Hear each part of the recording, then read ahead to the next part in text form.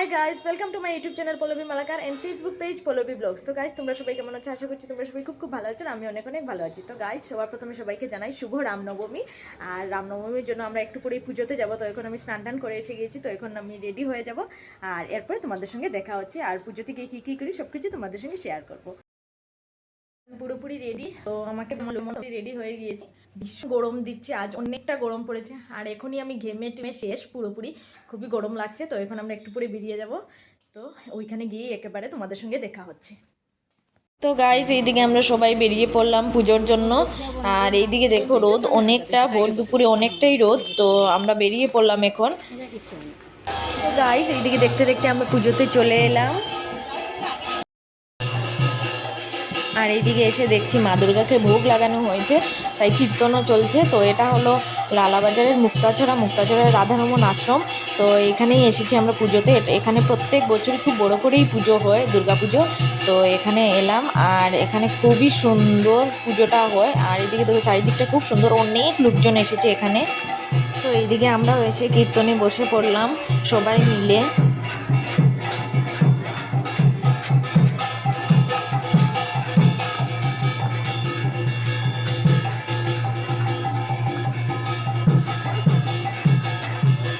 তো গাইজ, এইদিকে কীর্তন শেষ হলো। আর এই দেখো, এইদিকে হলো রাধারমণ আশ্রমটা, ওনাকে বসানো হয়েছে যেখানে। আর চারিদিকটা খুবই সুন্দর, আর সাইডটা দেখো খুব সুন্দর। এখানে আমি ফার্স্ট এসেছি, আগে কখনো আসিনি, এইবার প্রথমবার। তো প্রথমবার এসেই অনেকটাই ভালো লাগছে এখানে। আর এই আশ্রমে শিব ঠাকুরও আছেন। আর এইদিকে দেখো মা দুর্গার প্রতিমাটা তোমাদের সঙ্গে শেয়ার করি, খুবই সুন্দর, খুবই ভালো লাগছে মা দুর্গার প্রতিমাটা দেখতে। আর খুব সুন্দর করে চারিদিকটা সাজানোও হয়েছে। তো তোমাদেরকে একবার দেখাই আমি ভালো করে।